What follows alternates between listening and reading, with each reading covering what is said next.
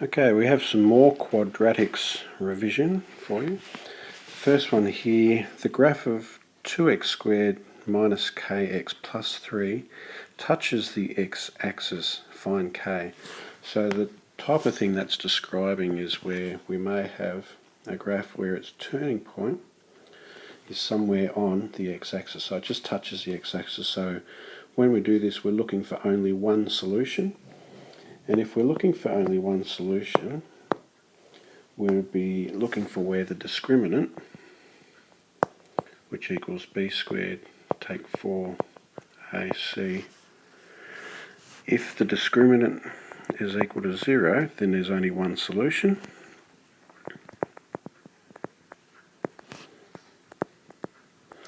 So that's what we'll be dealing with in this instance. And if you forget what a, b and c are, we would have ax squared plus bx plus c is equal to 0. So if we have an equation set up as ax squared plus bx plus c is equal to 0, then the b value goes into there, the a value goes into there, and the c value goes into there.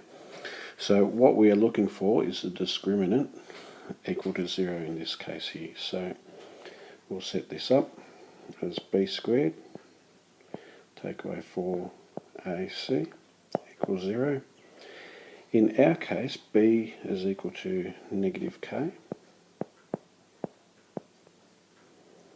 Take away 4 by a is equal to 2, and c is equal to 3. Now I'll keep working through so that I can solve this. So negative k all squared will be k squared. Take away 4 times 2 is 8. 8 threes are 24. Now what I'll do is I will add 24 to both sides to cancel down the 24 from the left hand side, which leaves us with k squared equals positive 24, and then I can take the square root of both sides, and the square root of k squared will be k, and this will be equal to, we could have the positive and we could have the negative options as the negative of the square root of 24. And probably what we should do here is simplify this third a little bit here. So looking for a perfect square that goes into 24, that would be, the biggest one is 4. So this would be equivalent to 4 times 6. 6 fours are 24. We can take the square root of 4, which becomes 2 outside square root, and we leave 6 as a third inside the square root. And that's your answer to that one. And we'll move on to the next question. Write the expression 3x squared plus 6x minus 2 in turning point form. So turning point form, you would have something like y is equal to a x minus h squared plus k, something like that. So we'll need to go part the way through the process of completing the square with this one. So a little bit tricky, this one. We need to, if you look at this, take a at the front. So the coefficient of x squared is 3, so I'm going to factorise the terms by 3. And I can get away with just doing the first two terms here. So 3x squared plus 2x, and then we'll leave our minus 2 at the end there. Now it's the first two terms which will go into completing the square, making that perfect square bracket. So I'm just going to deal with what's inside that bracket there. So 3, I might just draw another square bracket so you can see what's going on here. So this will be x squared plus 2x. Now what we need to do is we take the coefficient of 2 and we're going to divide that by 2. So 2 divided by 2 is 1. So we go plus 1 squared, and then we take 1 squared,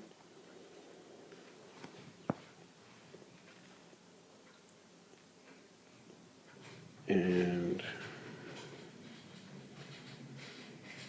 these three terms here are what's going to become that perfect square, and then that will go inside the square bracket, and then I've got to bring this minus 2 down from the line above it. So the plus 1 squared take away 1 squared, we're adding a number and subtracting it again so that we don't change the value of what's happening on the right hand side there. So this will be equal to 3. Then we have this square bracket here again, which is still applicable. And then we need to produce this perfect square, so this will be x. So that x comes down from there. Then we have that sign comes down, so that's plus goes into the bracket. And then this number here comes down, 1 squared. And then to take away 1 squared, we need to have that as well. So 1 squared is just 1. And then that's the close of that square bracket. Take away 2. Now what I need to do is I'll get rid of that green bracket that's in there, which will mean multiplying everything inside it by the 3 that's out the front. So this will be 3, just multiplied by that bracket, x plus 1 squared. But then 3 times negative 1 will be negative 3, and then we bring down the take away 2 at the end there. And now simplify, 3x plus 1 squared, take away 5. And that has answered the question. If you were asked to then find what the turning point, or the coordinates of the turning point, or the vertex, we basically take what's inside the bracket here and set that equal to 0 to find the x coordinate. So x plus 1 equals 0. Take away 1 from both sides, we have x equals negative 1. So that becomes our x coordinate there, and for the y coordinate we take this value here. So the turning point would be at negative 1 and negative 5. We weren't asked to do that for this question, but that's a little bit extra there, just in case you need to know how to do that. Now moving on to the next question. Find the intersection points of the equations y equals 2x squared plus x take away 5 and y equals 2x plus 1. What we need to do is y from equation 1, we set that equal to y from equation 2. And what that then means is we can write the equation 2x squared plus x minus 5 is equal to 2x plus 1. Now what we need to do is we'll take away 2x from both sides to shift that over to there. So this will be 2x squared, and then plus x take away 2x will give us negative x. Take 5 equals 1. And then we also need to shift the 1 over to that side there, so we take away 1 from both sides. So this will now give us 2x squared minus x minus 6 is equal to 0. What we then need to do is to find the solution of x for this, and probably the easiest way of doing this would be to factorise it. What I'm going to do is look for factors of 2x squared, which could be 2x and x, and we'll do a little cross multiply with this, and factors of negative 6 could be 3 times negative 2. So we'll just sort of add a guess at those. So 2x times x will be 2x squared, and 3 times negative 2 is negative 6x. And we'll cross multiply these to see if we get the middle term. So 2x times negative 2 is negative 4x plus 3 times x is 3x. Minus 4x plus 3x is negative x, and we need to compare that with the middle term of our equation, which is correct. So we do have a solution for this one. So the top pair becomes our first bracket, 2x plus 3, and the second pair becomes the second bracket, x minus 2 equals 0. Now, if our cross multiply hadn't worked out that time, we could have swapped around the 3 and the 2, swapped the negative sign around, etc. So there's a few different things you can do there, a bit of trial and error. The next thing we need to do is to solve each of these brackets by the null factor theorem. So we set each bracket equal to 0. So 2x plus 3 equals 0, or x minus 2 is equal to 0. So for the first one, we'll take away 3 from both sides, which gives us 2x is equal to negative 3. And then we divide both sides by 2. So divide by 2 and divide that by 2. Tells us that x will equal negative 3 over 2. So there's one possible solution of x. For the next one, we've got x minus 2 is equal to 0. Then we're going to add 2 to both sides, which will give us x is equal to 2. So our two possible solutions for x would be x equals negative 3 over 2 and x is equal to 2.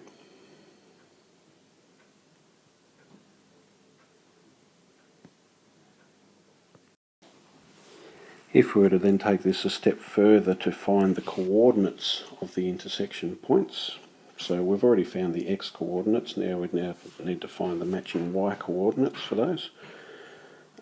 Basically what we do is we substitute each of those x values into one of the equations above, and I would choose the linear equation because it's easier. So if x is equal to 2, then y will equal, so it's 2x plus 1, so it's 2x is equal to 2 plus 1. So 2 times 4 is 1 plus, that's 2 times 2 is 4, plus 1 is 5.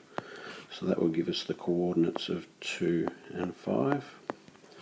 And then if x is equal to negative 3 over 2, we do the same process, then y will be equal to 2x, or 2 times negative 3 over 2, plus 1. Now 2 times negative 3 over 2, that 2 will cancel that 2 down, which leaves us with negative 3. So y will equal negative 3 plus 1, which will equal negative 2. So therefore we have the coordinates there of negative 3 over 2 and negative 2. So that would be our pair of coordinates there, and we'll just rewrite them both again.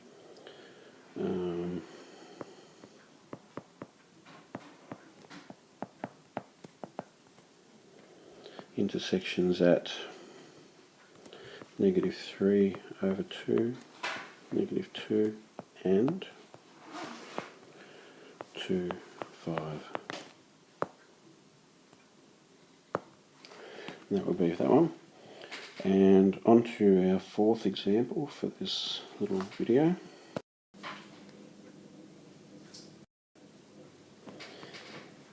If x squared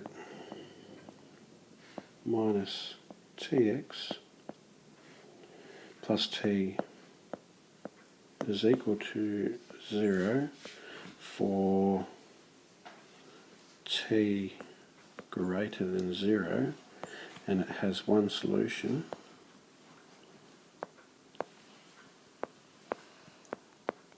for x, find t.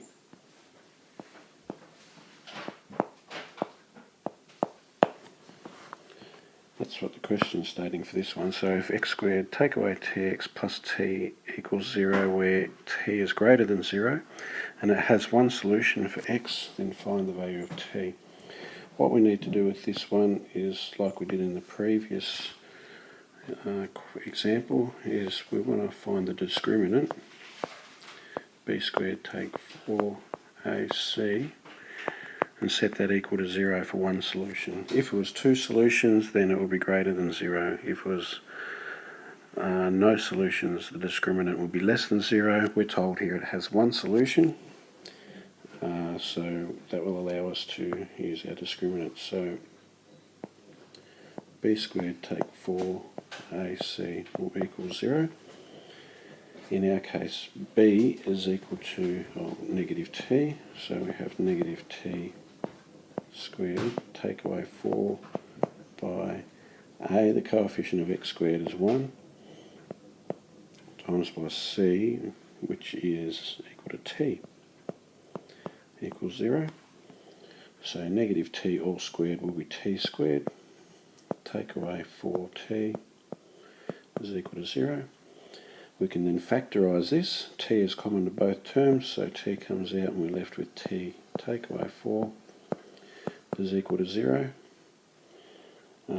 Then what we need to do is solve each one of those using the null factor theorem. Set each equal to 0, so t equals 0, or t take away 4 equals 0. Then for this one we add 4 to both sides, which will give us t is equal to 4. That's given us two solutions for t.